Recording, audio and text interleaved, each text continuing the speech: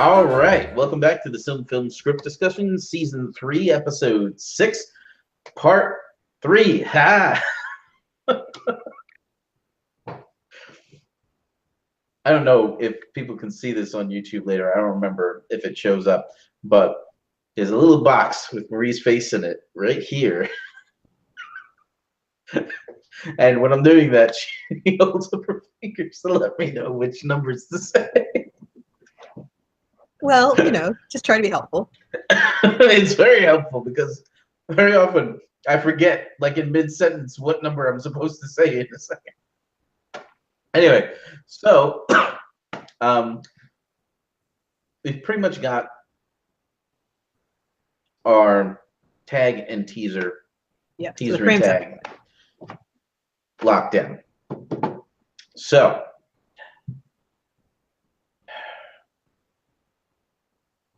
is there no lore stuff that we're doing in this episode? No. Because that happens that happens. We don't visit the Noldor again until the Curse of Mando stuff, which is the next episode. Which is the next episode. Okay, so we don't have to worry about that. All right. Yeah.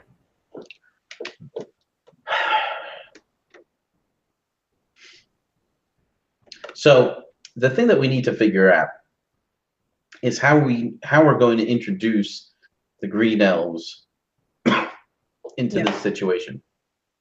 Yep, because they basically just walk over the mountains for no apparent reason, and yeah. Not particularly interesting, is that? Not particularly interesting, is that? Right, like, do we just kind of show them doing this and wonder who these people are and what this is all about? Because we're not going to recognize anybody in the scene until the Ents show up. Right.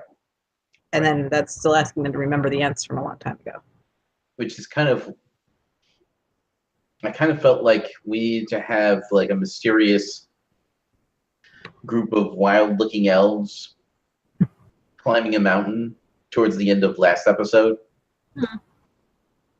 We could have, I mean. Okay. Let's think about what is the state of things at the beginning of this episode, aside from the Green Elves. Where is so the dwarves and elves seem to be getting along, particularly Belagast. The dwarves there are getting along really well with the elves of Doriath. In fact, they were making them armor and weapons, if I recall correctly. Yes, they were making armor and weapons. They were building the Menegroth, you know, all kinds of fun things. The dwarves of Nogrod are still of the opinion that Thingol's people are savages who can be ignored. Like, they're not worth anything. Ignoring. It makes sense, then, that the conflict in this episode would be Nogrod dwarves versus Ents. And the hosts had requested that the dwarves be pretty sneaky about the whole thing and underhanded a bit, so that the solution, I know. Yeah. But the solution to the problem is that if the Ents are like, no, you cannot chop down the trees, the dwarves are going to be like, okay, we totally won't chop down the trees. And then they just chop down the trees on the other side of the mountain where the Ents aren't there to see them. Well, which sounds reasonable from all parties. Like, the Ents are not going to be okay with any level of tree chopping down, and the dwarves aren't going to stop chopping down trees just because the Ents said don't do it. So that outcome sounds like what would happen, but it does make the dwarves of Nogrod pretty sneaky and double dealing. Right. Well, the other thing that we need to think about is that still doesn't really, like, why would the dwarves agree to that? Like, what? Because Ents are big and scary and can kill you. Yeah, but then that actually has to happen. Like, there has to be Ents are big and scary and can destroy everything you've built. But then that has to happen. They would have to. The Ents can destroy the works of the dwarves. Whatever their logging. Could they destroy their logging expedition? Or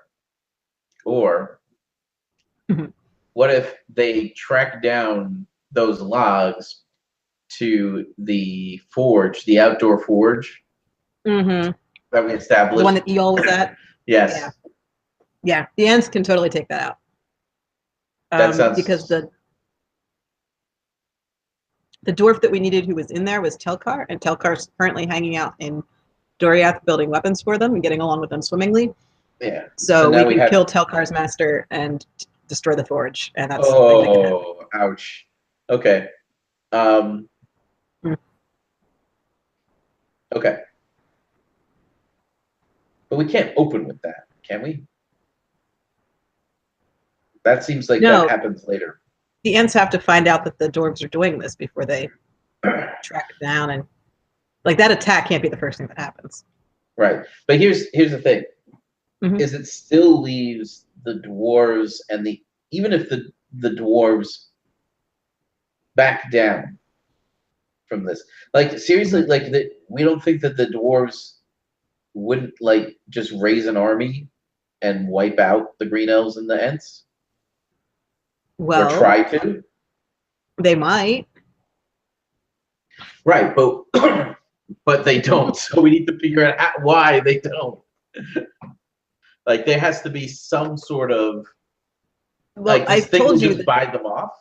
This is Thingol's opportunity to put his diplomatic skills to the test. Right. But how does he prevent war between the dwarves and the Ents? Good luck, Thingol. Have fun with that one. Yeah. Like he's got to give them something. He's got to. More pearls. Oh, God. Sorry, it's the only thing Thingol has to gamble with. I know, but the thing is, like, it's terrible television. Gotta be something other than pearls if they want. I mean, they have to want food. Yeah. This is. Can we start establishing? Wait. Yeah, we the elves make. Yeah. Can we start establishing that elves make awesome whey bread at this point? Yeah. No, Melian's lembas is going to be the most amazing food ever.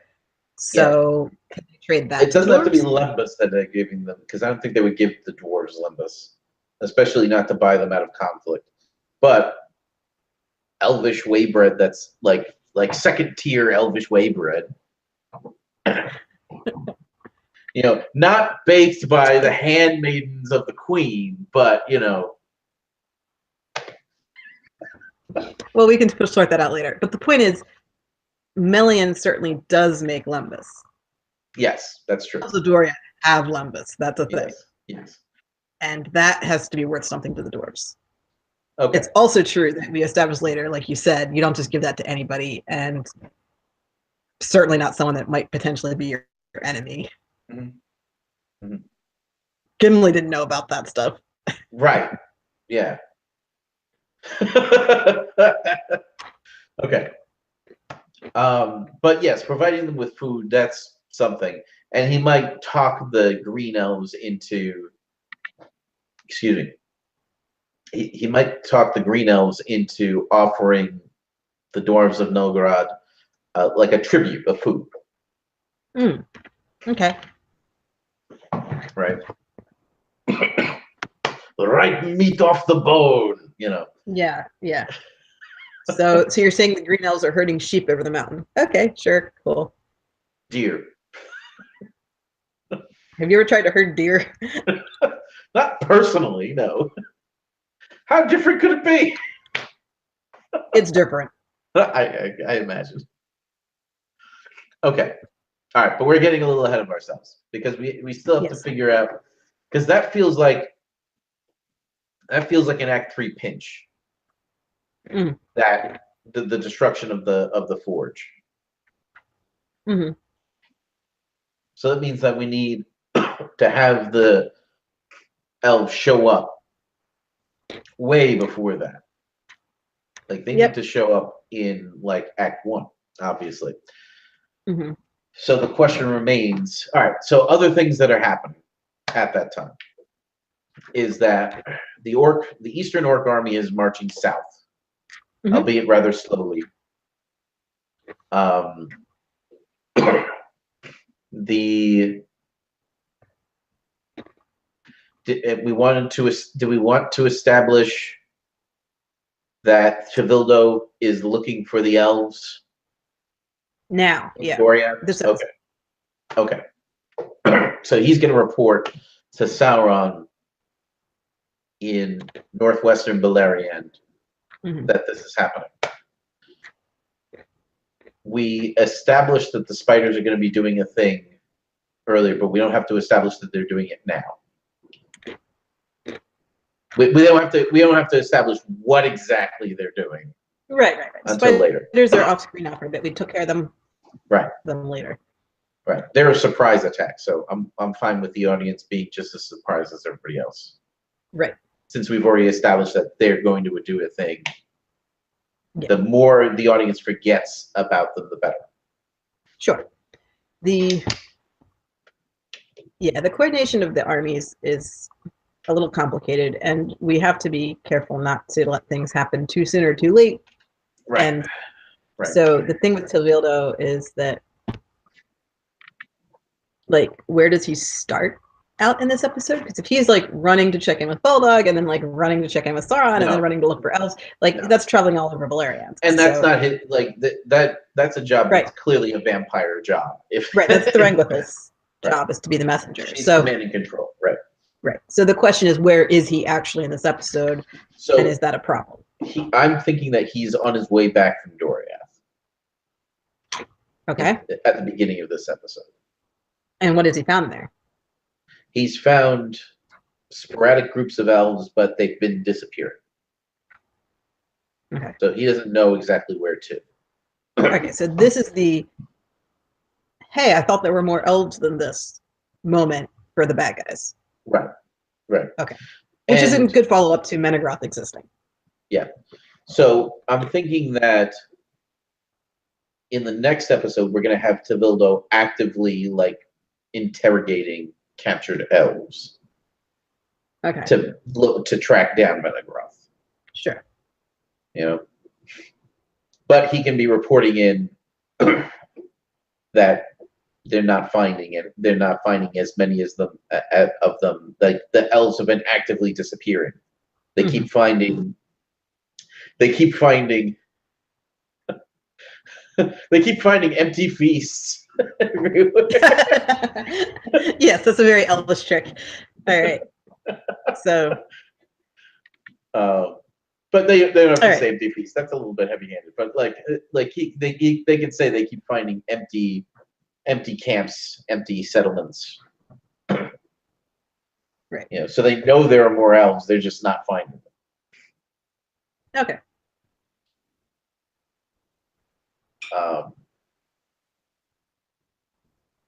Melkor is putting out his power into Middle Earth. Yes. And we find that out because Gothmog visits Angband to report in, and we see that happening. Right. Okay. So Morgoth stays in the throne room for that scene.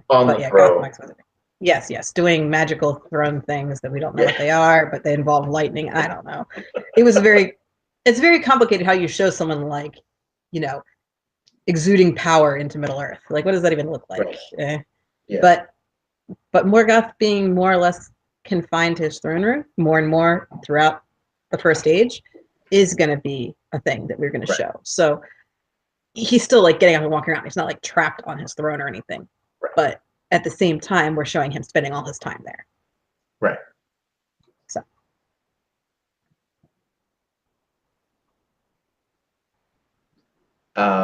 Okay. So. All right. So that's the and Círdan. Mm-hmm. And the Falathrim. They're like just hanging out, or have they? They're going to get an invitation to come to Menegroth. Right. And they're going to decline. And the messenger is going to tell them, you do realize it's dangerous out there. Uh-huh. And their response has to be, oh, we know. Yeah. But we feel better here. Something along the lines of... Who's the named elf? who's the named elf that Visit them? That Galdor. Galdor. Okay. Yeah. So Galdor I'm is an elf of thinking, the Lord of the Rings. So yeah, if he's super old like Círdan, he could be around in this scene too. sure. He's not as old as Círdan. Círdan's already old by now. I know, but the point is, like, how old is Galdor again? Probably Galdor not might be a young first-age kid elf. here. Hmm? Galdor might be like a young kid here. Yeah. But okay. anyway, point being, Galdor's there if we need him. The issue is that the messenger from Menegroth doesn't understand the Elves of the Havens, Right. because they're thinking, we've got this magical fortress that can't be found, like, come hide out in it with us and be safe. Right. And Círdan's first reaction is, what would I do with my ships there? I can't bring my ships to your magical fortress, therefore it's useless to me. And they didn't even think about the ships, they just thought about the elves. So it's just the idea that these elves are not on the same page as each other. Right. Is what we see. All right. So things that need to happen in Act 1.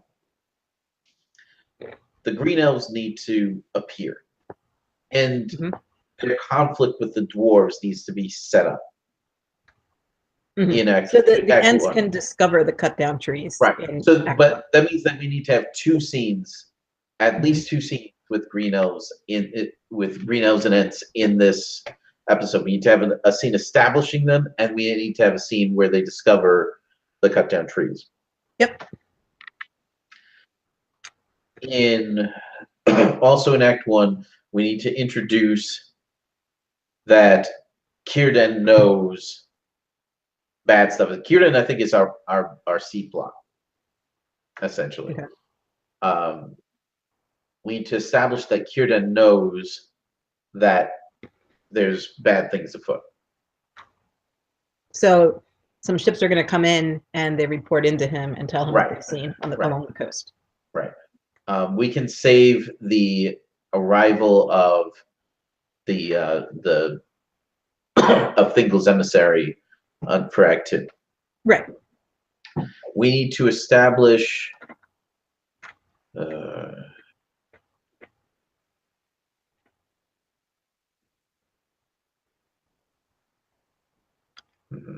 see, I don't want to just throw in one scene with Tevildo and Sauron in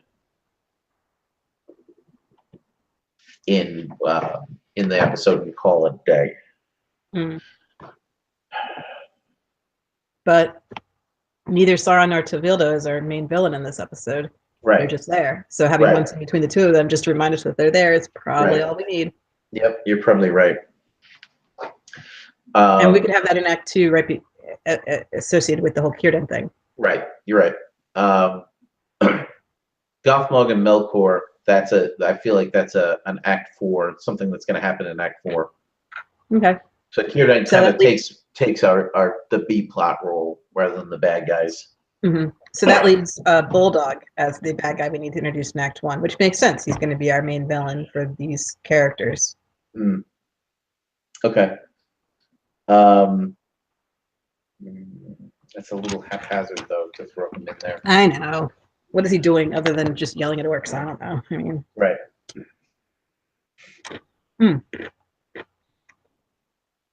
That can establish the missing elves plot.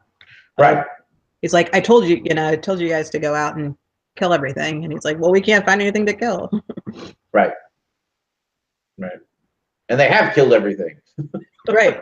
We killed everything we found. It's not our fault there anymore. Yeah. Well, what we could do is have a scene in Act 1 where the orcs raid an elf settlement and kill everybody.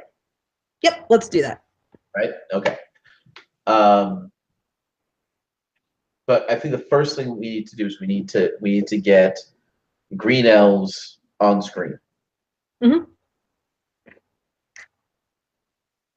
they march over the mountain. Yay, they're here. Yeah, but here's the thing. Not only do we have to get them over, but Thingol has to find out about them. I know. They have to meet another elf from Doriath. Right. So that means that there have to be elves with there have to be elves with the dwarves. Yeah, I know. Already to start with, and I feel like Mablung should already be there then. The question is, what's Mablung doing back in Assyrian? Well, Mablung is keeping an eye on the dwarves to make sure that they don't cut down too many trees. So Mablung is making a state visit to verify that the terms of the treaty are in effect and that the road hasn't grown any further than the last time. Right. Yes. Okay. All right. Fine. I buy it. Okay. So I feel like that's our first. That's our first opening into, right? Is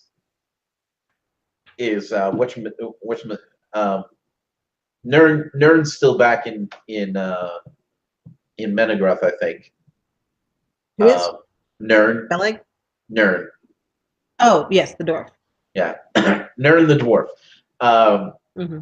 I should have stated that. But Mablung can be in Osirian, checking out what the dwarves are doing, which means that we need dwarves with speaking roles there for him to talk to.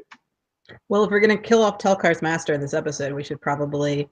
Yeah. That dwarf had a speaking role in the last episode. Yeah, no, that's a good idea. So this way I don't have to create a new one. The question is, why would Mablung be visiting the secret mountain forge?